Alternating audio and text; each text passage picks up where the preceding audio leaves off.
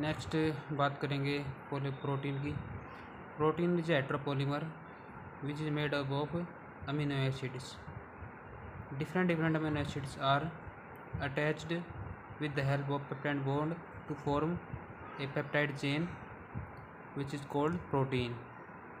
Okay, protein perform different functions like transport, infection से protect करना, hormones भी और एंजाइम्स भी।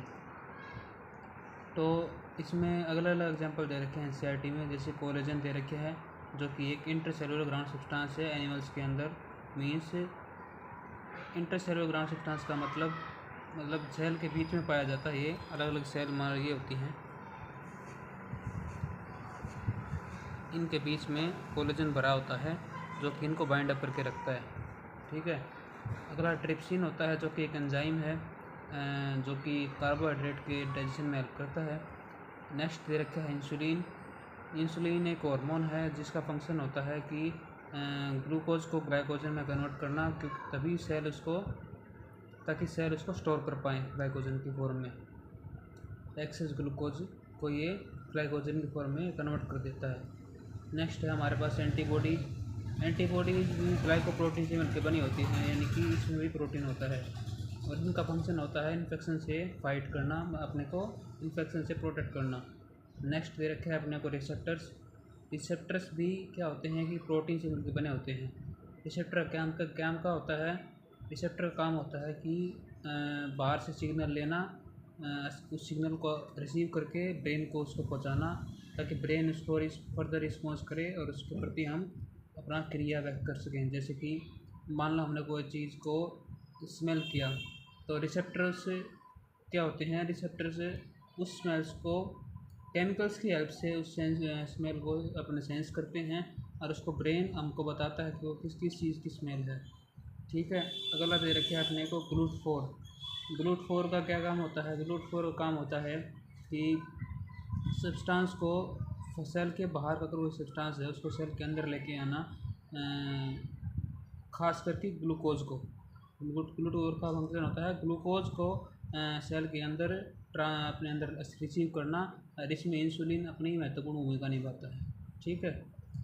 इसमें फर्दर हमने बात पहले कर ली थी कि अमीनो एसिड दो तरह के होते हैं, एसेंशियल अमीनो एसिड और नॉन एसेंशियल अमीनो एसिड।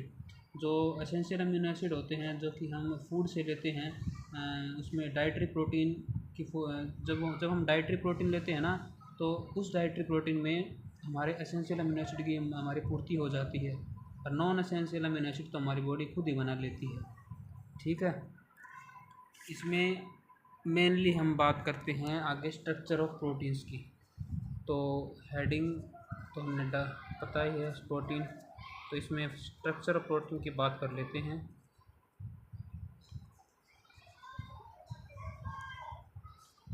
ठीक है। स्ट्रक्चर ऑफ प्रोटीन में बात करें तो अलग अलग ब्रांच साइंस की ब्रांच का इस पर अलग अलग व्यू है कि मॉलिक्यूल की स्ट्रक्चर 1D भी हो सकती है, 2D भी हो सकती है, 3D भी हो सकती है। इसमें अलग अलग साइंस अपनी अपनी जो व्यू है वो व्यक्त करती है। जैसे पहली दे रखा है इनऑर्गेनिक केमिस्ट्री। इनऑर्गेनिक केमिस्ट्री के अनुसार जो मॉलिक्यूल की स्ट्रक्चर होती है वो 1D फॉर्म में, मॉलिक्यूल स्ट्रक्चर जो होती है वो 1D स्ट्रक्चर शो करता है। ठीक है। जैसे कि NaCl हो गया, आपका MgCl2 हो गया, ये 1D स्ट्रक्चर है। ठीक है। जैसे मैं आपको बता दूं MgCl, तो ये 1D की फॉर्म में लीनियर चेन में अरेंज हैं, तो इसका व्यू था 1D। दूसरी है हमारे पास ऑर्गेनिक केमिस्ट्री। ऑर्गेनिक केमिस्ट्री के अनुसार जो स्ट्रक्चर ऑफ मॉलिक्यूल होती है वो 2 डायमेंशनल स्ट्रक्चर शो करती है। जैसे बेंजीन हो गया, बेंजीन एक 2D स्ट्रक्चर है। अगला इसमें दे दिया फिजिसिस्ट के अनुसार क्या होता है कि जो मॉलिक्यूल की स्ट्रक्चर होती है वो 3D स्ट्रक्चर शो करती है। मॉलिक्यूल की स्ट्रक्चर होती है वो 3D होती है, और 3D स्ट्रक्चर ज़रूरी भी है क्योंकि जो एंजाइम्स हमारे होते हैं वो 3D में फैले होते हैं।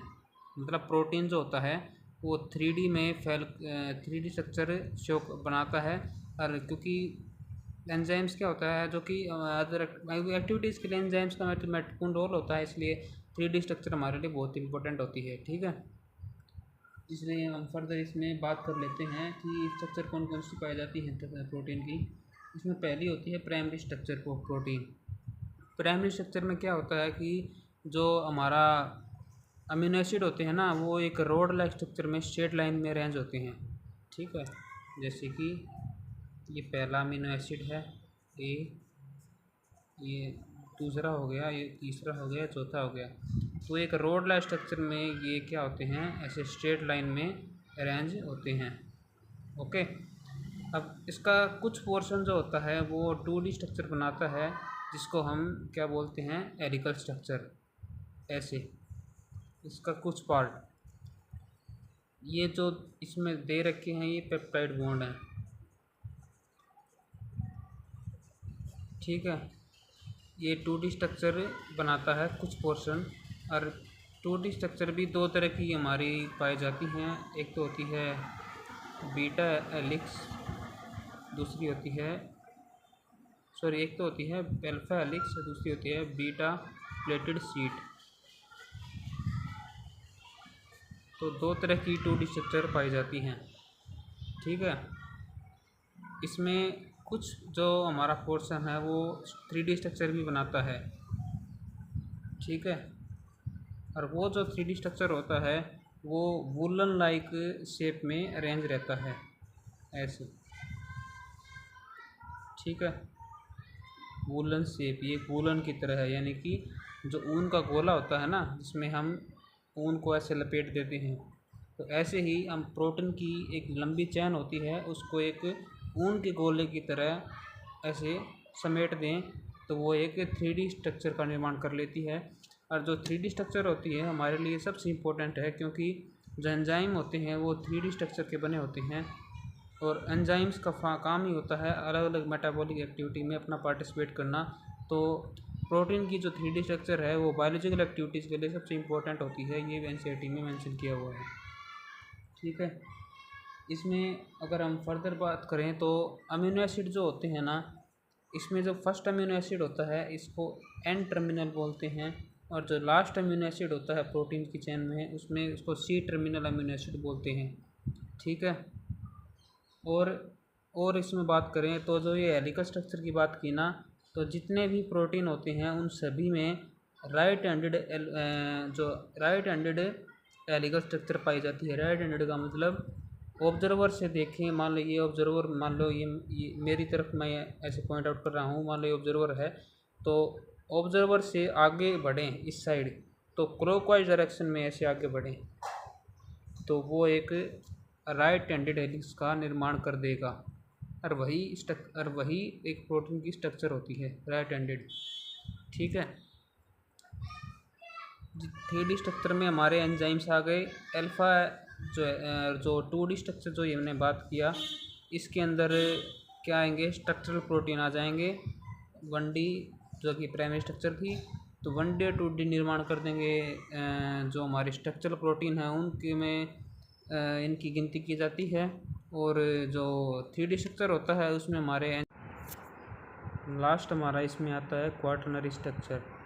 क्वाटरनरी स्ट्रक्चर में क्या होता है कि कई सारी पॉलीपेप्टाइड की चैन होती हैं, जैसे ये एक चैन है, ये दूसरी चैन है। ठीक है, अब कई सारी जो ये पॉलीपेप्टाइड चैन है ये आपस में अटैच होती हैं ऐसे, और ये पॉलीपेप्टाइड चैन का क्वाटरनरी स्ट्रक्चर का निर्माण कर देती हैं। एग्जाम्पल हमारे दे रखे हैं इंसुलिन, जिसमें कि 4 पॉलीपेप्टाइड चैन होती हैं जो कि आपस में अटैच होकर निर्माण कर देती हैं किसका, इंसुलिन का। और इसमें जो पॉलीपेप्टाइड चैन होती हैं इसमें 4, इसमें 2 तो अल्फा पॉलीपेप्टाइड चैन है, 2 बीटा पॉलीपेप्टाइड चैन है। तो इसमें मैं आपको डायग्राम दिखा और देता हूँ जो एनसीईआरटी में दे रखे हैं, जो कि मेंशन किए जा सकते हैं इसे एग्ज़ाम में। जैसे मैंने आपको बताया, ये जो चैन है प्राइमरी चैन है, जो कि एक रोड लाइक स्ट्रक्चर में लीनियरली अरेंज होती है, बिल्कुल स्ट्रेट। इसमें कुछ पोर्शन इसमें दिखा रखे है कि अल्फा हेलिक्स की फॉर्म में अरेंज होगा, जो कि 2D स्ट्रक्चर है। और कुछ पोर्शन बीटा प्लेटेड शीट की फॉर्म में अरेंज होगा, ये भी एक 2D स्ट्रक्चर है। और इसके बीच में जो ये दे रखे हैं ये क्या हैं, ये हाइड्रोजन बॉन्ड दे रखे हैं जिससे ये आपस में जुड़ी रहें। और बीटा प्लेटेड शीट जो कि 2D स्ट्रक्चर है, ये इसमें और फर्दर अपने आप को वाइंड अप करती है टर्सरी स्ट्रक्चर में, जिसमें कि डाइसल्फाइड बॉन्ड भी आ जाते हैं। मींस जितनी स्ट्रक्चर कॉम्पैक्ट होती जाएगी ना, जितने अपने आप को वो कॉम्पैक्टनेस दिखाती जाएगी, मतलब कॉम्पैक्टनेस का मीनिंग आप समझते ही होंगे, जितनी ज़्यादा वो पैक होती जाएगी उतने उसमें बॉन्ड ज़्यादा बढ़ते जाएंगे। जैसे पहले ही जो प्राइमरी चैन थी उसके अंदर सिर्फ पेप्टाइड बॉन्ड होते हैं, अगली चैन में हाइड्रोजन बॉन्ड और ऐड हो जाते हैं। फिर फर्दर आगे बढ़े तो इसमें सल्फाइड डाइसल्फाइड बॉन्ड जैसे बॉन्ड भी आ जाते हैं, जिससे कि उसकी कॉम्पैक्टनेस या फिर उसकी पैकिंग को बढ़ाया जा सके। ठीक है, इसमें दो तरह के डायग्राम दे रखे हैं। ये क्वाटनरी भी आपको याद रख लेना है कि एग्ज़ाम में ऐसे डायग्राम दे के पूछ ले तो याद बता देना। ये जो है ये हेलिकल स्ट्रक्चर है, ये जो दे रखा है ये है दे रखी है आपकी टर्सरी स्ट्रक्चर ऑफ प्रोटीन। इसमें टर्सरी स्ट्रक्चर में ये मैंने आपको बता दिया था एन और सी, ये का मतलब ये पहला जो अमीनो एसिड है ये एन टर्मिनल है और दूसरा अमीनो एसिड है ये सी टर्मिनल है। ठीक है, मैंने आपको ये तो बता ही दिया था कि जो अमीनो एसिड की चेन है वो कैसे बनती है। आपको दोबारा एक बार दिखा और देता हूँ कि ये आपका आ गया अल्फ़ा कार्बन, ये R है, ये आपका NH2 है, ये COH, एक इसमें हाइड्रोजन पाया जाता है। तो ये पहला अमीनो एसिड हो गया।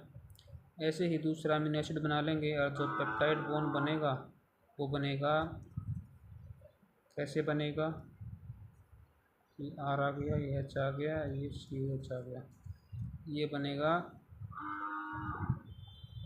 यहाँ से निकलेगा OH, यहाँ से निकलेगा H, इससे वाटर एलिमिनेट हो जाएगा और बॉन्ड बन जाएगा पेप्टाइड बॉन्ड।